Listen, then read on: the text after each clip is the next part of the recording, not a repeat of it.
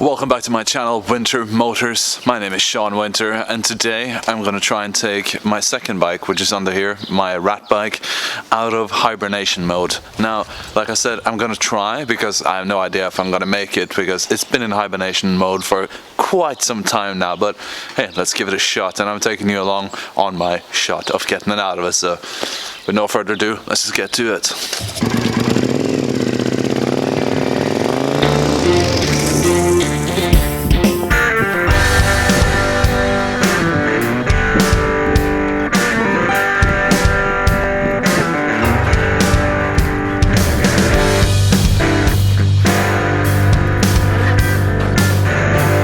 Now, first off is the boring part, of course, and that is to clean out all the shit that's under and around this bike. Ah, shut up, birds. It's been sitting here for quite a while, I would say. It's been sitting there for, I don't know, since last summer sometime. I think June or July. It's been sitting here, it hasn't moved, hasn't fired up, nothing. It's just been sitting there all winter long. But now it's getting really fucking warm again, and I really want to get this thing up and going. Can't put it on the street, but I can still have fun with it. And but over all those months, all the shit that's been gathering over here from all the wind and weather and climate changes and all that bullshit. So yeah, that's something that needs to be done first.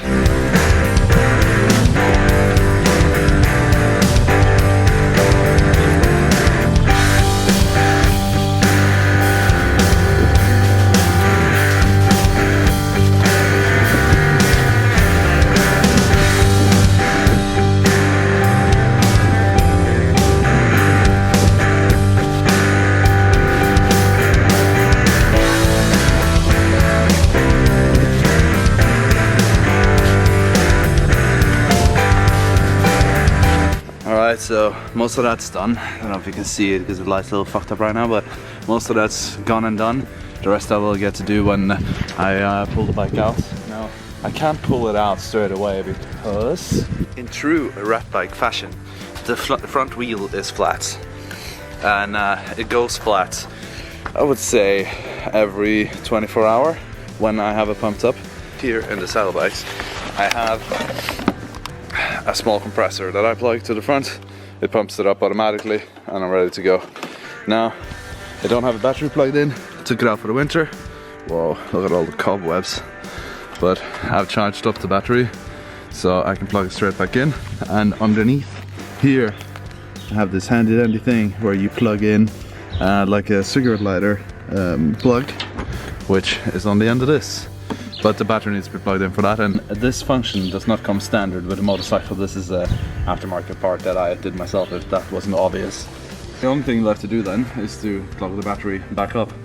It's a little bit of a pain in the ass because it's a tight fit. It's a Japanese bike, and they usually have a lot of tight fits to work on. That's why most people work on Harleys and shit, because the engine is very there, while Japanese bikes, they're not. They're covered in a lot of plastic and bullshit and very tightly packed, but they run really good usually. So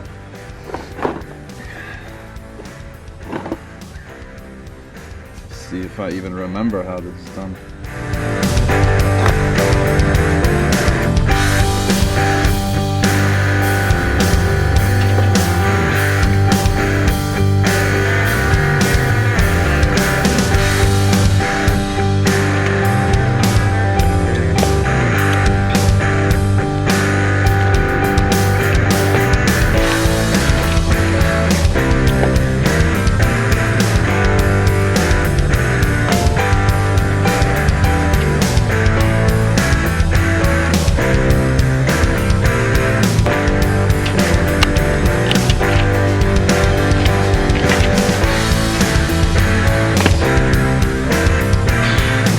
Some fucking job of getting that in. I'll show you why now.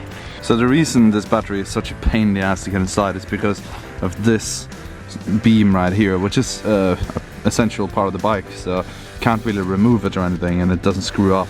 But that beam right there is in the way of putting the battery in, so you gotta put the battery in sort of an angle. But then if it's too much of an angle, then this is in the way, So it just barely fits in there. So I usually try to just charge the battery through here when I need to charge it, which is quite often. I thought I would be able to pump the wheel back up there, but somehow my little pump thing is not working. I don't think it is the pump itself. I think maybe it's something wrong with the connection.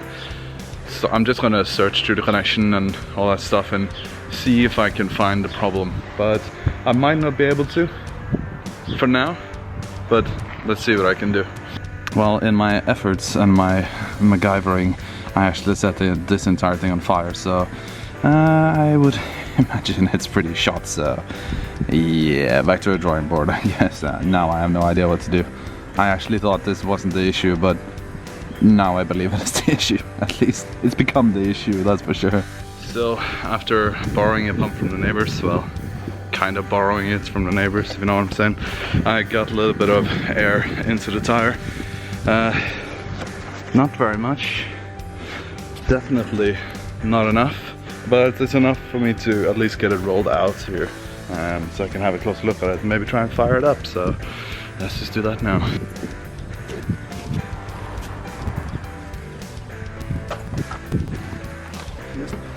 Feels really strange to push this bike around compared to my Triumph, because it's way shorter, way taller, way more compact, and obviously way lighter. But it's cool. I haven't been on this bike for so fucking long, so it's kind of weird to get on it, you know. Hopefully we can get a start, so give it a little bit of a run. Okay, let's see if we can actually get this thing started. I have no idea if it will. It will. One thing I do know is that it definitely will not start without starter spray. It has never run without starter spray. I have to spray it down the air filter, and then it usually starts. So let's see after all this time if it actually does. If it does, I'm gonna try and take for a little run. But yeah, can't promise anything. Let's just see. Every fingers crossed.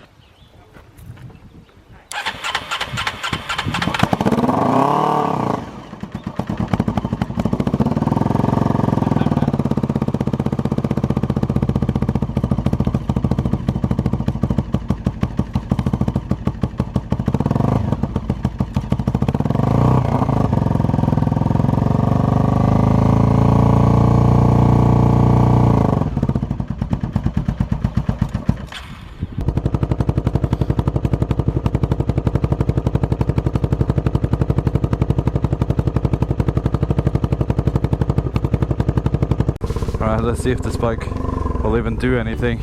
I'm gonna take it to the parking lot around here. I have a feeling that I will have to push it back home. I'm not going far, so. The other feeling is that my neighbors are annoyed as fuck. I actually they don't need to have that feeling. I actually know it. I already heard them shouting at me. But hey, does it look like I care? I don't. Okay, gear is not great. It moves, but it's kind of like a FXR. It vibrates. It's fucking loud. It vibrates a hell of a lot. It's loud, but it barely goes forward. But yeah, that's why this is obviously not a street bike, just a fun bike. Second gear now? Nah, man. This bike is pretty damn shot. But I think it needs a hell of a lot of work for it to actually run well. But just having a little bit of fun on it. Okay, let's go to the clutch completely now. Well, maybe it was just me clutching it a little bit too much. Let's see now. Go to the clutch again, completely. Nah. It's slipping on the clutch, I think, or on the gear. It's slipping on something, at least. Not doing what a motorcycle is supposed to. Well, basically it's doing what a motorcycle is supposed to. Well, this motorcycle is supposed to. Because this motorcycle is only a show bike. And it has enough to go through a show, that's for sure. But I think that's about all it has. I got this bike for next to nothing. Like, literally. I would call it, in the motorcycle standards, I would call it nothing. So I'm not gonna ask too much of it, and I've like ridden this thing hard and unpolitely. It's even been crashed, as you can see here. My brake bar is broken, and my back brake is broken. I didn't crash it, a friend of mine did. Shout out to Adami. But yeah, loud. Oh yeah, bitch. You know what I think? I should get on a real bike for this lovely day, and work on this bike a little bit more before I take it out again, or maybe just take it to a show. I'm not really sure what to do with this bike, but hey, it's still fun, and it's a very nice project bike. Didn't have to push it back home. I guess that's something. Later. I just filmed an entire segment and I forgot to plug in the microphone, so that just sounded like this. But what I was saying was that it feels really nice to be back on a real bike, or at least a proper functioning bike. My chunk of British steel. This thing runs beautifully compared to the other bike that I was just riding on. Like, I gave it a little bit of gas in first gear, it just fucking revved up way high. So it has a lot of issues with it, but hey, it's a show bike. It's yeah, it doesn't really matter. Now that bike, like I mentioned when I was out riding it, I picked it up for nearly nothing. So it's basically just been a project bike for me. It's just been yeah, it's just been a show bike. I've just played around with it, and I'll tell you, I've learned a lot from tinkering on that bike. Like, I can't fix your bike if it's broken down. Like, that's not what I'm saying, but if there's something wrong with it, I think I can locate where your problem is, but I can't fix it for you. But I can recommend to anyone who is interested in getting into like fixing bikes, working on bikes, modifying bikes, all that stuff, to just pick up a really cheap motorcycle from somewhere and just tinker on it. Because if you have no intention of that thing like being on the streets, like in my case, I had no intention of that thing working on the streets, so it didn't really bother me that it never really worked, you know. But I could sit down, work on it some more, and probably get it to work, and also build my knowledge of motorcycles a little bit more. So it's been a great project, and I'm really happy that I've had that motorcycle and that I still have it, even though I usually don't have time to work on it that much, and I don't really care about it that much. But I can't sell it, so that's a story for another time. So it stays in my possession until I'm sick of it.